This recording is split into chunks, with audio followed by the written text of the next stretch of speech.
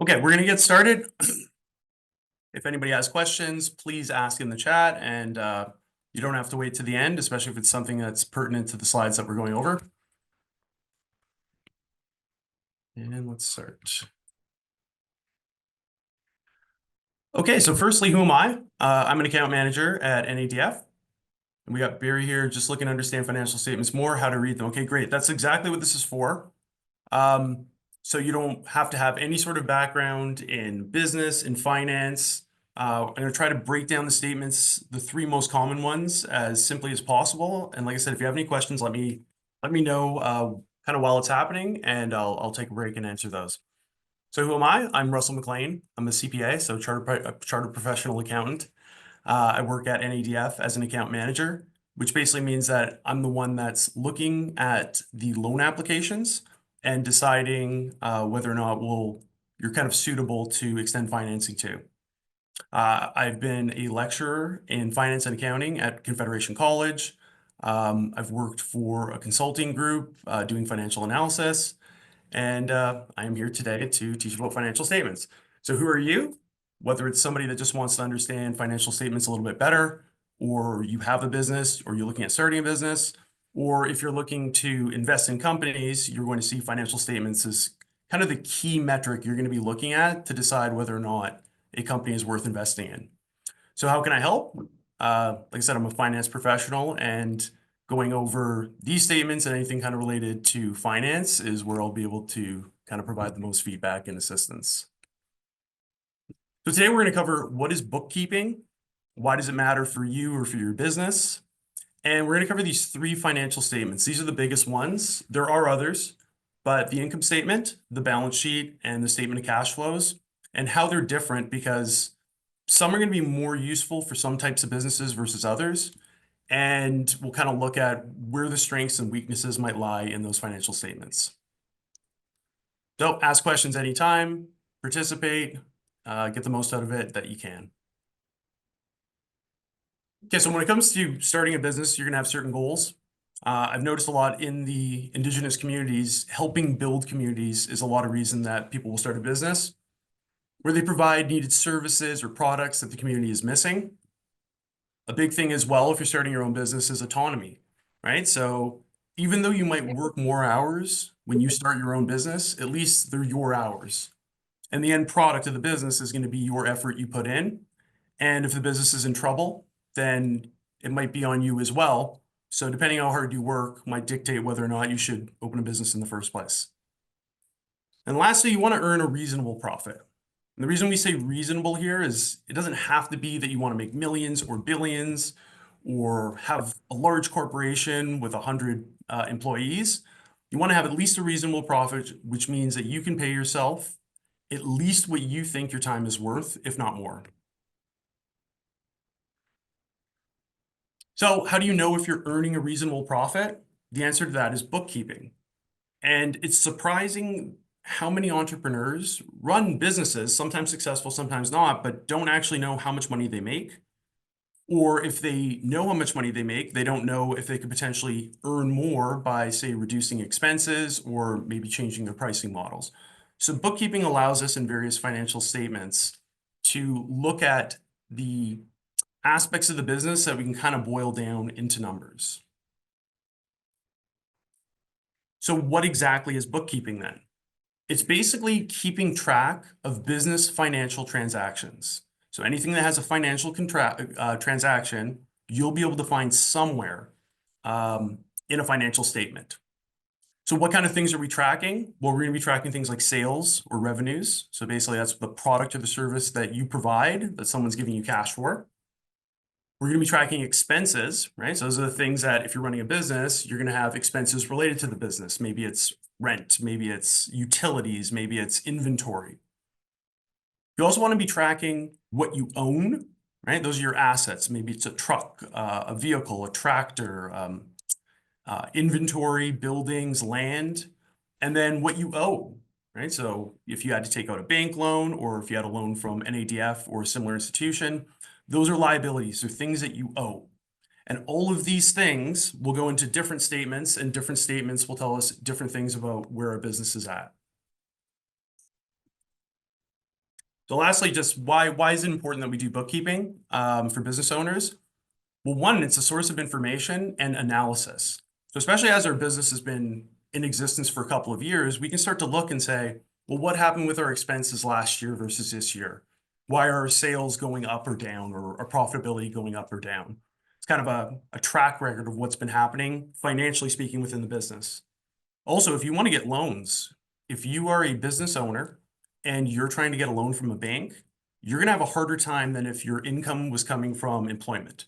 So typically, if you were, say, getting a mortgage on a house, usually a bank or a financial institution would want you to have around 2 years of solid employment. But if you're trying to get a loan based on income from a business, they may require you to have 5+ years, and they may require that your business is growing. And the only way you would know that is if you had your bookkeeping and your financial statements in order. And then taxes. So if you're off reserve, especially, and you owe taxes, how do you know what your taxes payable are? That's going to be the result of bookkeeping. And also, sorry, I forgot to mention at the beginning, there is a $75 gift card draw to a store of your choice at the end of this. So as soon as it's done, we're going to spin a wheel, and the attendees have the opportunity to win a gift card. Okay, so we have three main types of financial statements. Like I said, there's other ones, there's sub-statements within statements, but these are the biggest ones. And then the question might be, why do we have so many different statements? Well, each one kind of measures certain things, and this might seem a little bit kind of overwhelming at first, but we're going to go through this in detail. But when we look at the income statement, we're ultimately measuring profit. We're looking at our sales, we're looking at our expenses, and what's at the end of that is profit, which is kind of what most entrepreneurs ultimately care about, is how much money am I bringing in after my expenses. The balance sheet looks at what you own, your assets, and what you owe, your liabilities, and the difference between the two is the net asset value of your company. And then the statement of cash flow, in a lot of ways, is really similar to the income statement, but it looks only at cash. And it might seem a bit abstract right now, but the income statement sometimes has items on there that aren't cash expenses. Statement of cash flow sort of rectifies that and says we only care about cash. And the reason we would have a statement for that is because you might show yourself as being profitable, but if you're cash flow deficient, so if you don't have enough cash, your creditors only care what you can pay them, not what you can show in profits. So this will become more clear as we go through. So we're going to start off with the income statement. It's also called the profit or loss or profit and loss statement.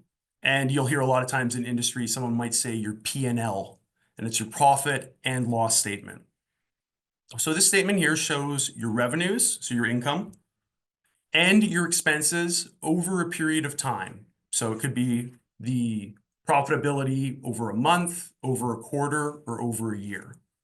And at a high level, we're just looking at sales minus expenses is your profit.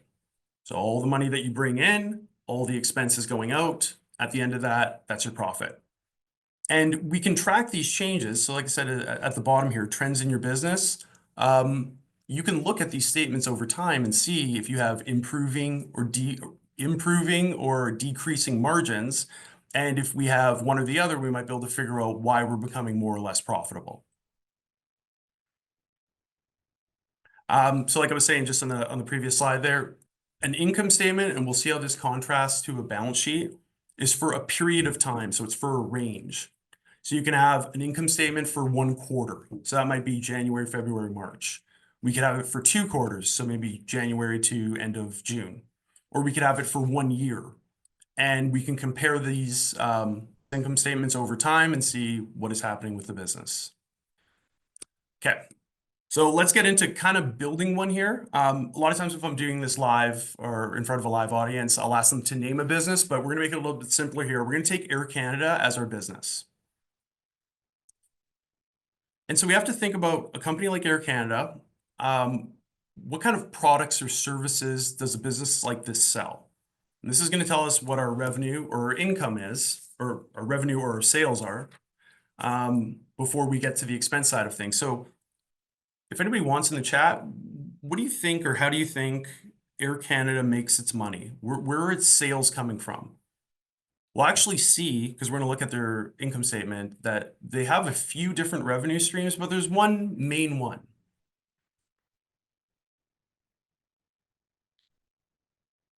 So pretty easy. The products that the business sells, primarily they sell plane tickets. So you go to Air Canada, most of their sales are going to be because you buy a plane ticket and you travel to somewhere in Canada or outside of Canada. But that's basically where the majority of the sales that Air Canada makes are going to come through the sales of plane tickets.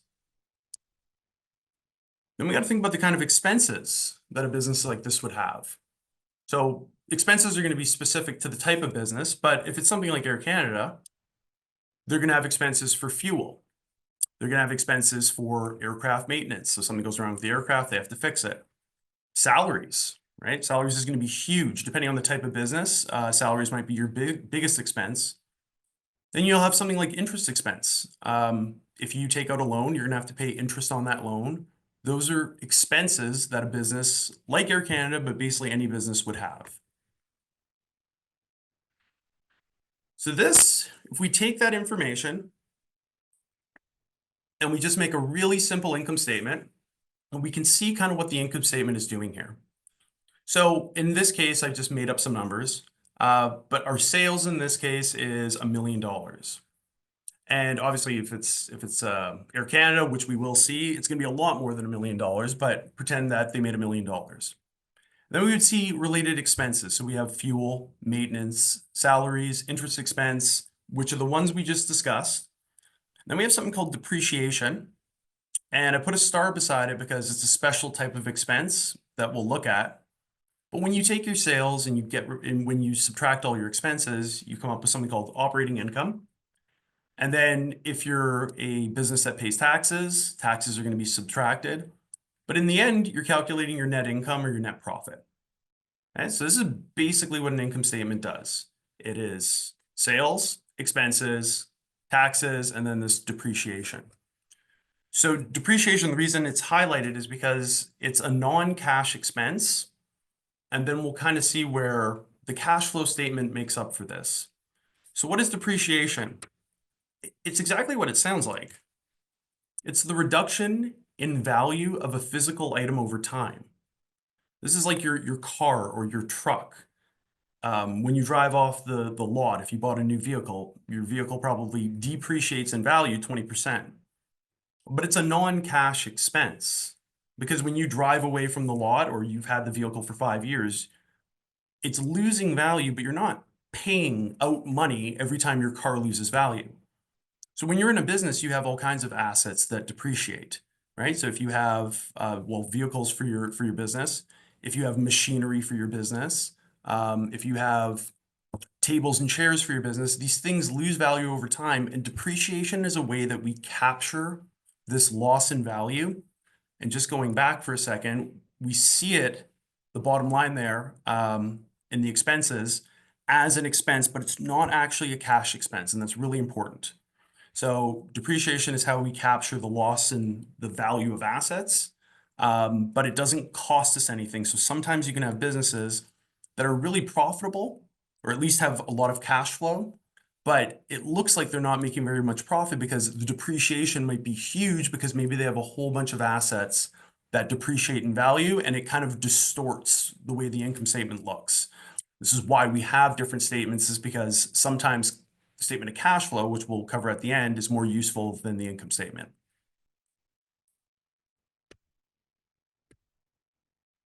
So this here is the actual income statement from Air Canada. So I grabbed this from their annual report. So the first thing we can see at the top there is it says 2022 and 2023. That's telling us that on the right, 2022 was for that range. And it also says in the top left there, for the year ended December 31st. So what this means is that for 2022, these are the figures, these are the sales, these are the expenses related to January 1st to December 31st of 2022. And then we compare that to 2023. And this is where now when we have a little bit of history, we can look and compare and say, okay, total revenues grew from 16. In this case here, you'll see actually in the top left as well, it says this is in millions of dollars, which means for the figures that you're seeing, you add 6 zeros. So it's not 28,833, it's 28 billion. Sorry, 21.8 billion, not 21,833. But we can see revenues grew. I don't know, maybe around 40%. We can also look at the operating expenses. We identified a bunch of these. So they have aircraft fuel. That's going to be a major expense of an airline, especially like Air Canada. Wages, salaries, and benefits. Also, those two together, aircraft fuel, wages, salaries, and benefits, those are your two biggest expenses for Air Canada. Then we have depreciation. So depreciation, that's the depreciation cost. Why? Because they own things like planes, and planes lose value over time. They're depreciable assets, so it shows up as an expense. And then we have aircraft maintenance. So fixing up those aircrafts is going to be an expense. You'll also note beside, you'll see it says note 5, note 9, note 2D, 2J. When you look at financial statements for a large company, they'll have notes at the end that explain things. And we're going to look at one when we get to the balance sheet, but you might not know what wages, salaries, and benefits is, and it might tell you a little bit more in detail how much is from wages, how many maybe employees there are, how much of that cost is related to the benefits and not just the salaries. And then going down a little bit further, we'll see the interest expense. So that means that they had a loan and they have an expense related to that loan. And you go all the way to the bottom and you're going to see your net income and your net loss. So we can actually see in 2022, they lost money, or at least they have a negative profit. So they have a net loss. And this year they have a net gain. Now, as you get kind of more exposure to these, you can start to look and say, well, what was causing the loss before and why is there the gain now? But this is kind of what financial statements do. You're not always going to get the answers, but you know where to start looking and you know the questions to start asking. So in this case, why is there a loss in 2022 and why is there such an improvement in 2023? If I was doing an advanced section for income statements, we could start going into the details and looking and seeing how we can find the answers to those questions. But for our purposes right now, this is an income statement. This is going to be perhaps more complicated than one you have for your business, or maybe not. But the bottom line is it's revenues, less expenses, less interest and taxes, and you come up with what your profit is. So if somebody asks you how much money does your business make or what was the profit of the business, this is a statement that solves that problem. Okay, if there's any questions, just type them in, because I think after this, we're going to go on to the balance sheet. And yeah, the takeaway here is this is how you measure profit. And it can be really complicated depending on the business, or it can be relatively simple. But this is the main question that most people would have of your business, or maybe the thing you care most about if you run a business is how much money am I making? Okay, so that's the income statement. So the balance sheet, it's also known as the statement of financial position. So what's this? And how is this different than the income statement we just looked at? So the first thing to note is that the balance sheet is as of a point in time. So as opposed to the income statement, which is a range of time, remember it was 1 quarter, 2 quarters, 1 year. This is as of a certain day. What do you owe and what do you own in your business? And that's not captured on the income statement, but this is basically all the things that I own, all the things that I owe, and kind of what's the difference between the two. And the reason they call it a balance sheet is because the left and the right side, what you own and what you owe, and then the difference between the two will balance. So when we talk about the left side and the right side of the balance sheet, the assets are what your business owns, and those basically show up on the left side of a balance sheet. Liabilities, those are the things that your business owes, and those show up on the right side of the balance sheet. Now, those two probably aren't going to be equal, and so we actually solve for this third section in the balance sheet called your equity. So if I took everything, all my assets, and I subtracted all of my liabilities, this is basically, it's called the book value of your company, and it's kind of what your company is worth. Now, this doesn't work for all companies. Some companies have very little in real assets. So say your company is, you do websites. The assets that your company owns might just be your computer. And your liabilities, maybe you took out a big loan for some software or something. And book value, assets minus liabilities, might not be a good measure of what the company is worth, but it's one measure of a company's worth, and some companies it's more relevant than others. So like I said here, the balance sheet's as of a date and time. So when you look at a balance sheet, if it says it's as at June 30th, that means everything is true on that balance sheet on June 30th, but it could change July 1st. Same thing, you'll oftentimes see a balance sheet at the end of the year, December 31st. It is only true on December 31st, and then it changes. So it is a snapshot in time of everything you owe and everything you own. Okay, so we're gonna do the same thing with Air Canada, is work through kind of a sample balance sheet and then look in detail what their actual balance sheet looks like, and then kind of compare that to what the income statement was showing. Because yeah, you have all these statements, and what's the difference? We'll see what the difference is and why we need these statements for this information. Okay, so name of business, Air Canada. So what kind of assets would the business own? When we did this the first time, we were saying what kind of sales or products would they be selling, or services would they be providing to generate revenue? In this case, what kind of assets would this business own?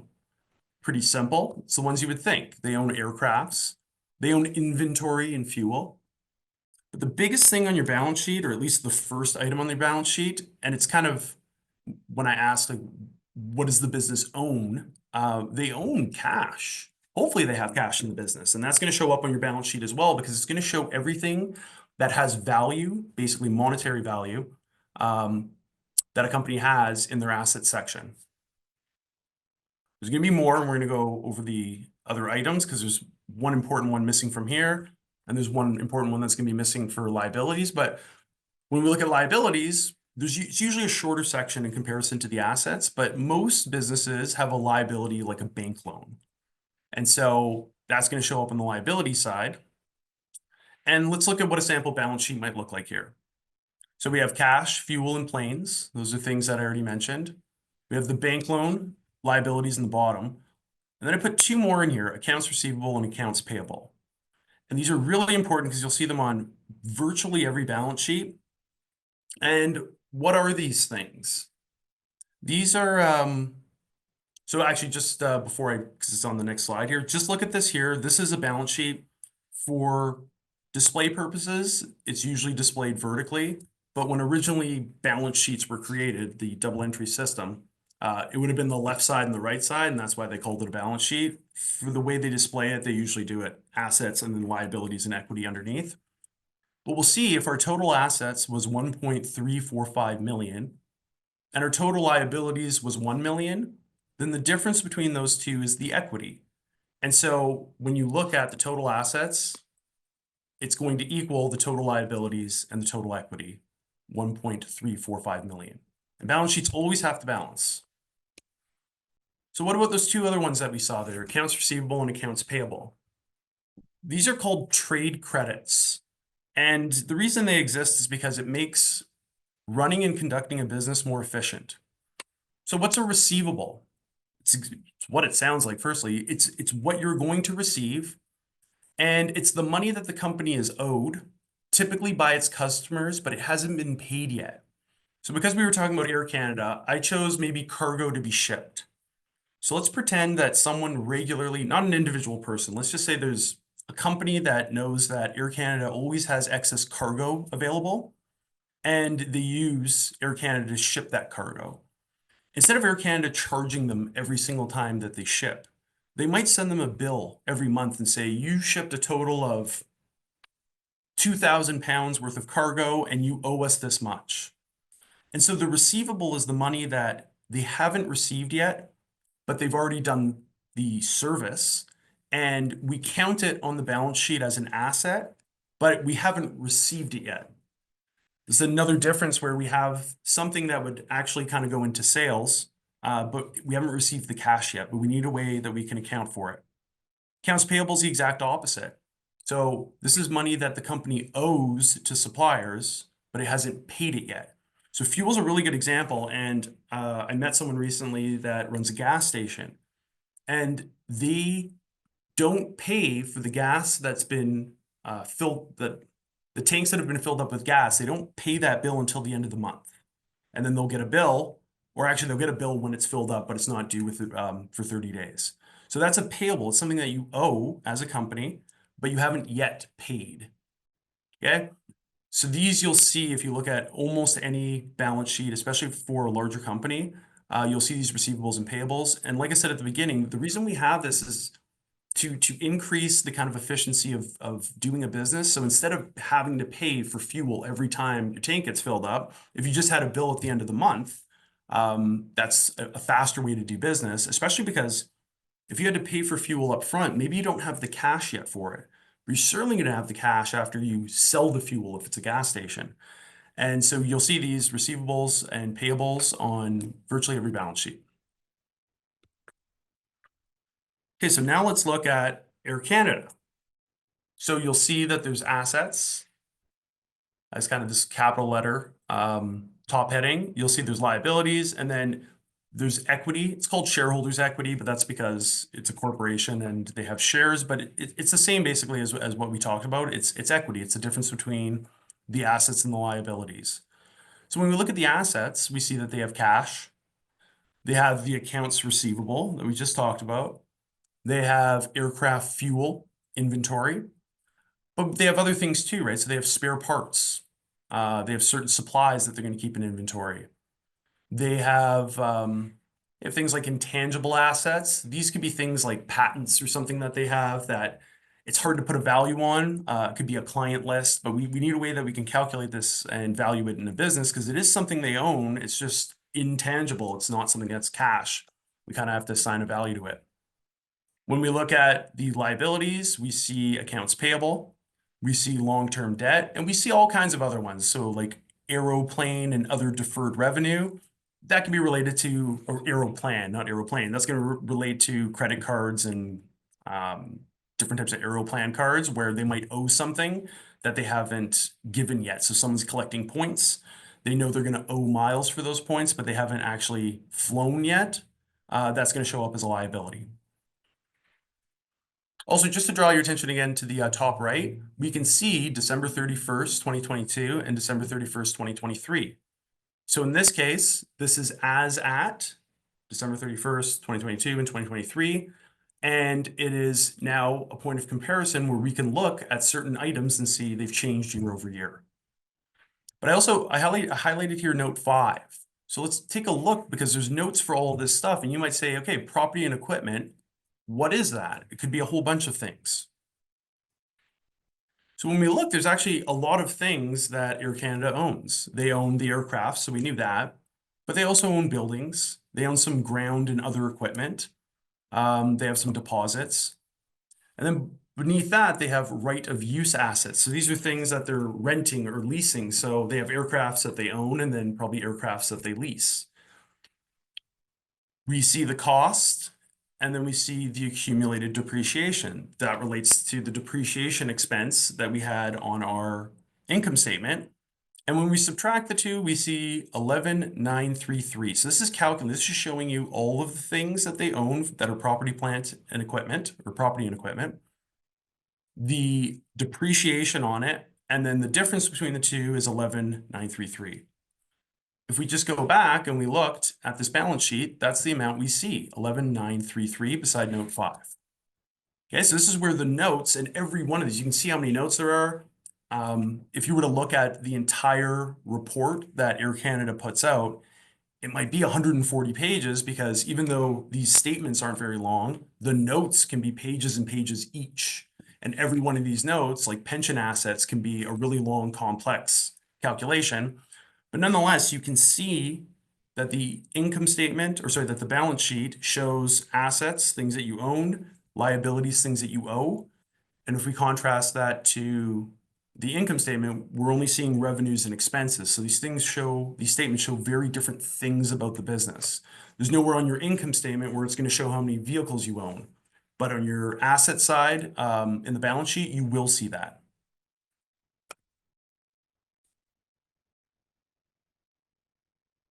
Okay, so that is it for the balance sheet. Those are the two, by the way, most lenders are looking for if you're applying for financing or for a loan. The cash flow statement, oftentimes people will kind of use interchangeably with their income statement. We'll kind of see why, but for the most part, if you're applying for a loan, they're not going to require a statement of cash flow. Sometimes they do, depends on how big the loan request is and how complex the business is. If it's something that's seasonal, they might want more of a cash flow statement. But nonetheless, these are the two biggest ones that every lender is going to be looking for, if not statement of cash flow, which we're going to go over next.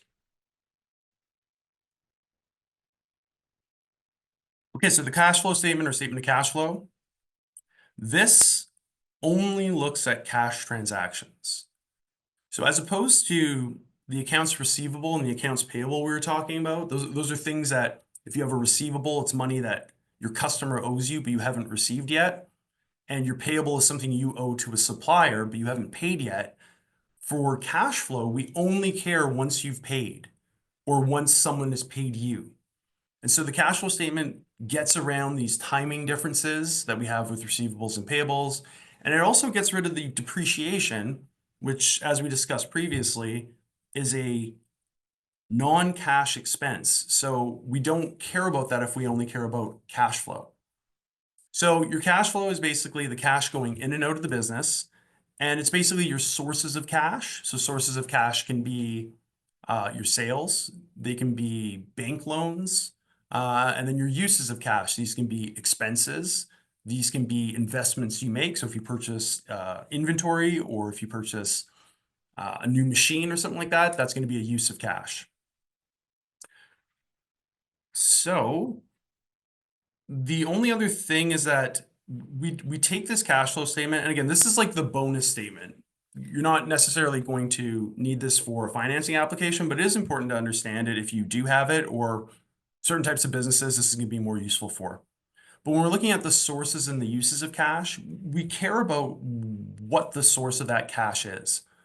So on your statement of cash flow, it'll break it out into these three categories. We care about if it's a source of cash from operations, or a source of cash from financing, or a source of cash from investing. So the cash coming from operations, that's the one that most of the time you're going to care about the most, because that's essentially what makes your business sustainable.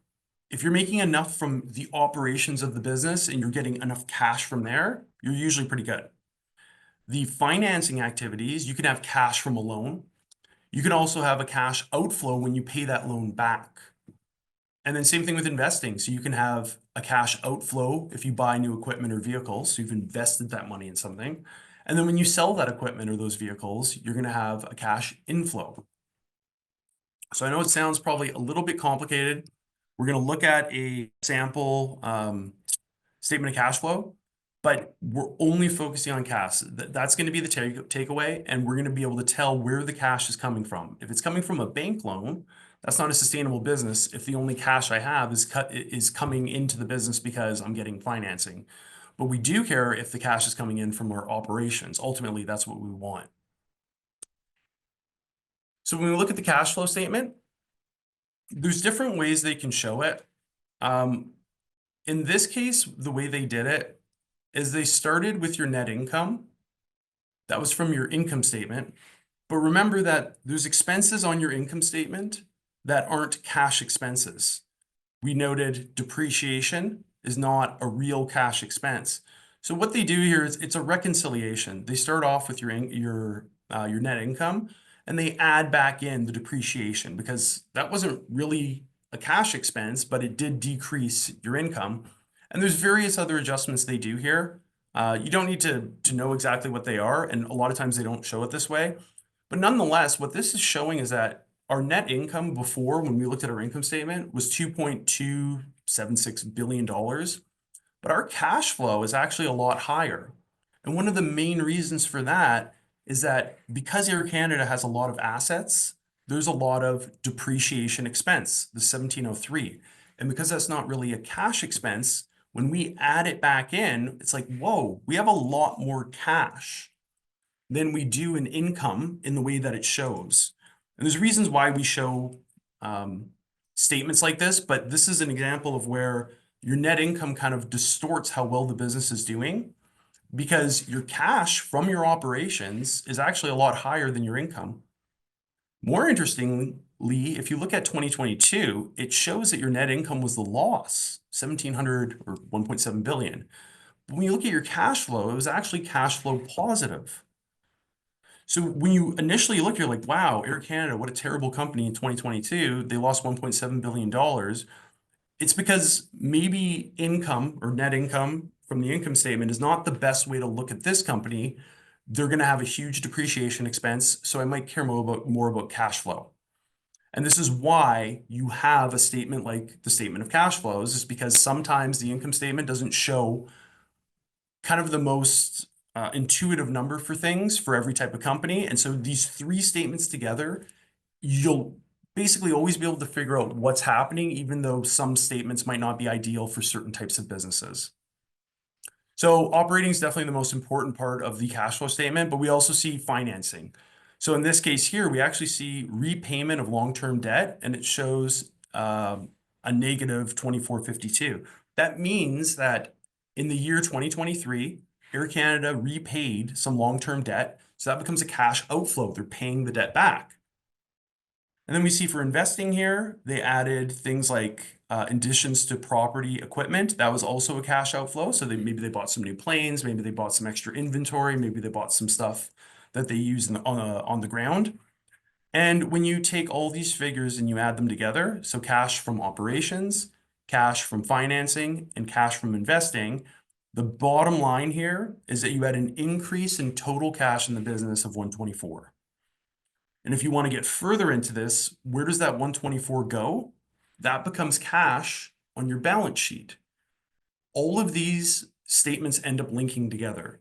So with your cash flow statement at the very top, that net income, that is like your starting point when you do a cash flow statement. That came from the income statement. And then when you solve all the way at the bottom, how much total cash came into the business, in this case, it was 124. That 124 ends up going on the balance sheet. So the statements are all linked, and I know this was a really brief kind of overview of these statements, and it's kind of condensed, but hopefully there's a little bit more understanding on kind of what these statements are trying to do and what the components are of each of the statements, and maybe why some are going to be more useful for certain types of businesses. So again, here we can see maybe cash flow is a better measure of how well Air Canada is doing, and not income from the income statement. Okay. If you are running your business and you are keeping receipts, because actually just backing up here, the purpose of this, and I think the role of an entrepreneur in bookkeeping in their business is not to be able to do and make up these statements yourself. I actually think if you're a practitioner, maybe you're a welder, maybe you're an artisan, maybe you're a great salesperson, shouldn't be to be spending a bunch of your time doing financial statements and tracking receipts and all that sort of stuff. You should have a bookkeeper that does that. And you should hire a professional, because there's going to be a professional bookkeeper. That's what they're good at, and you should focus on your business. But ultimately, when your bookkeeper gives you your statements back and says, this is how your company is doing, you should have some sort of understanding of what these statements are saying. And then maybe you follow back up with the bookkeeper and you say, hey, I noticed my depreciation expense is up 20% this year. Why? So now all of a sudden you know the question to ask, and they might say, oh, well, you purchased a bunch of assets and those assets lost a bunch of value this year, and therefore your depreciation expense increased, but your business is still fine because your cash flow is good, because your cash flow statement says your cash flow from operations is good. So hire a professional if you need, understand the statements, but I really wouldn't recommend learning in a lot of detail how to prepare them, unless it's something you're just interested in, but you want to have some idea of how your business is doing and be able to interpret those financial statements, or be able to ask good questions about them when you receive them. So are there any questions on financial statements or anything kind of related to finance, anything that we covered today? Well, hopefully that was useful, and hopefully hear from you guys soon, and take care.